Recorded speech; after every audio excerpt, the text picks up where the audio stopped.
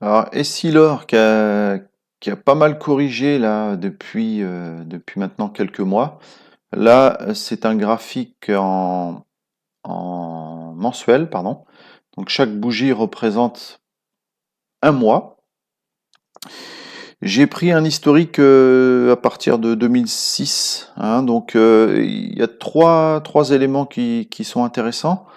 C'est que on voit qu'à chaque fois que l'action corrige de manière relativement forte, donc pendant la crise des subprimes et puis ensuite pendant la crise du Covid, on voit que la valeur corrige autour de 40-45%. Voilà. Donc on baisse entre 40 et 45% avant de repartir à la hausse.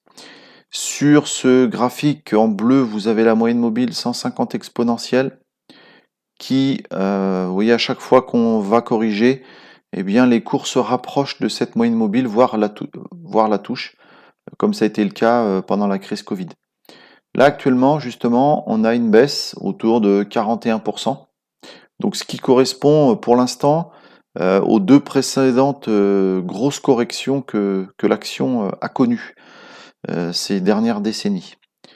Donc, on pourrait se dire que on arrive voilà, sur une correction relativement importante et qu'on pourrait être sur un niveau d'achat.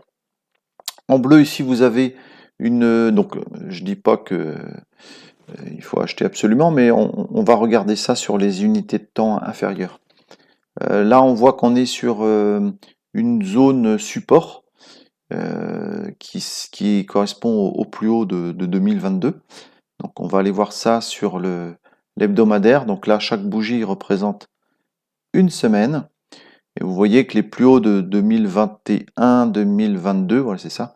C'était fin 2021, fin 2022. Vous voyez que là, on est dessus. Hein, on est venu d'abord s'appuyer dessus, repartir un petit peu à la hausse. Et là, on est clairement dessus.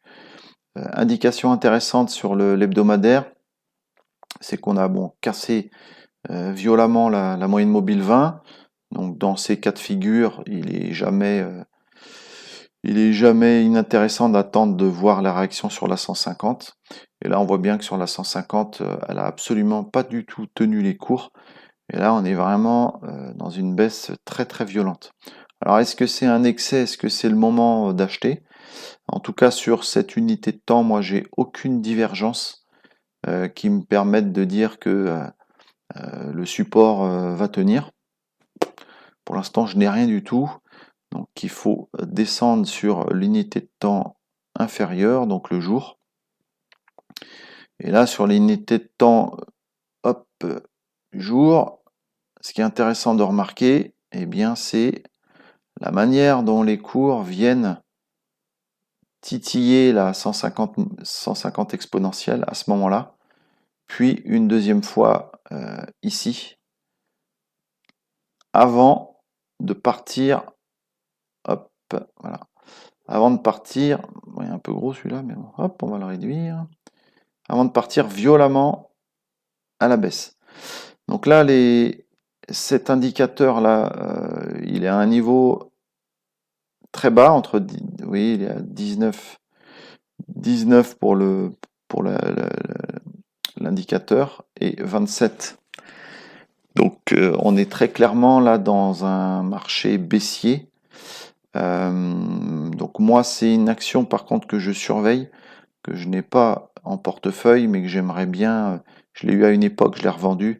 Et j'aimerais bien revenir dessus parce que fondamentalement, c'est une belle valeur. En termes de prix, ça me paraît pas trop mal actuellement. Par contre, je n'ai pas d'indication technique pour rentrer dessus. Je n'ai pas de divergence sur l'indicateur. On est effectivement sur une zone support, donc ça pourrait être éventuellement intéressant. Mais moi, j'attendrai de voir comment on travaille ce support. Est-ce qu'on la casse?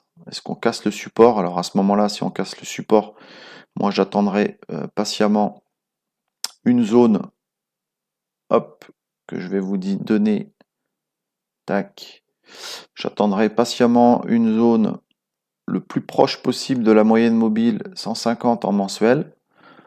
Bon, si on y arrive, ce serait génial, mais vous voyez, autour de 155, 160, si l'action arrive autour de 155, 160, je commence à rentrer.